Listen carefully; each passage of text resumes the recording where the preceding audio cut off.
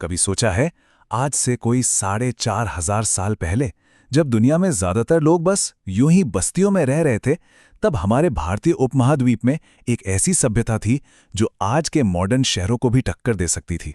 जी हाँ, तो चलिए हम सब मिलकर सिंधु घाटी सभ्यता की इस खोई हुई दुनिया की कहानी में चलते हैं।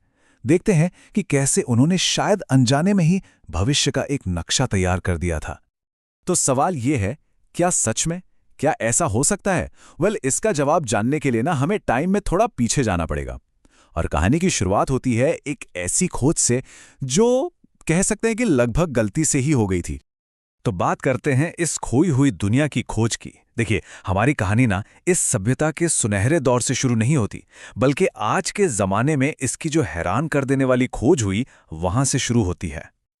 जरा सोचकर देखें, साल है 1850 के आसपास का। भारत में ब्रिटिश रेलवे लाइनें बिछा रहे हैं और अचानक मजदूरों को जमीन के नीचे से लाखों लाखों पकी हुई एक ही साइज की ईंटें मिलने लगती हैं। अब उनके लिए तो ये किसी खजाने से कम नहीं था। उन्होंने फटाफट उन ईंटों को उठाया और रेलवे ट्रैक के नीचे बिछा दिया, इस बात से पूरी तरह अनजान कि वो दुनिया की सबसे पुरानी और सबसे एडवांस्ड सभ्यताओं में से एक हड़प्पा के खंडरों को ही नष्ट कर रहे थे।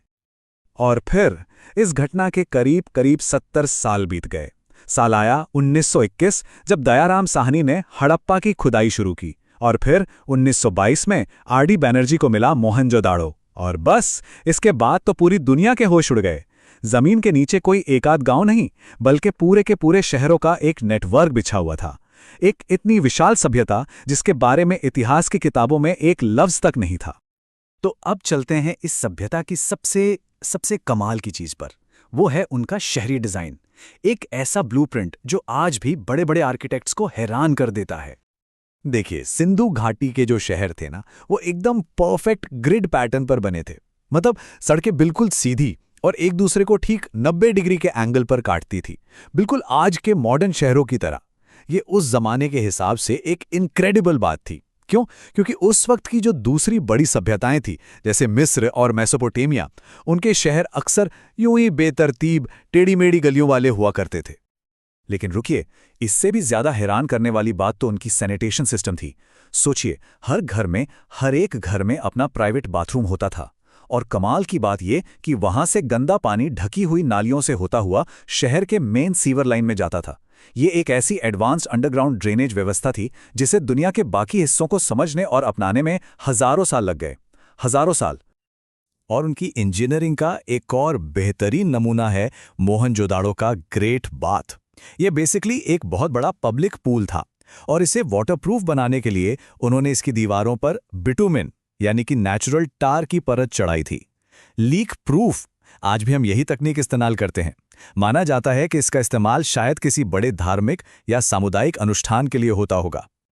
उनके ज्यादातर शहरों का लेआउट भी बड़ा दिलचस्प था और लगभग एक जैसा। शहर दो हिस्सों में बटा होता था। एक थोड़ा ऊंचा हिस्सा, जिसे हम सिटाडेल या दुर्ग कहते हैं, जहां शायद जरूरी सरकारी इमारतें होती होंगी। और फिर था लोअर टाउन या निचला शहर, जहां आम लोग अपने ऑर्गेनाइज्ड घरों में रहते थे। ये सब दिखाता है कि उनकी सोसाइटी कितनी ज्यादा सुनियोजित थी। तो ये तो हुई शहर की बात, लेकिन इन शानदार शहरों में रहने वाले लोग कैसे थे? चलिए अब जरा इमारतों से आगे बढ़कर उनके समाज, उनकी कला और उनकी इकोनॉमी को समझते हैं। और यहीं पर कहानी में एक बड़ा दिलचस्प मोड़ आता है। देखिए, इतने ऑर्गेनाइज्ड शहर हैं तो कोई ना कोई पावरफुल रूलर तो रहा होगा, है ना?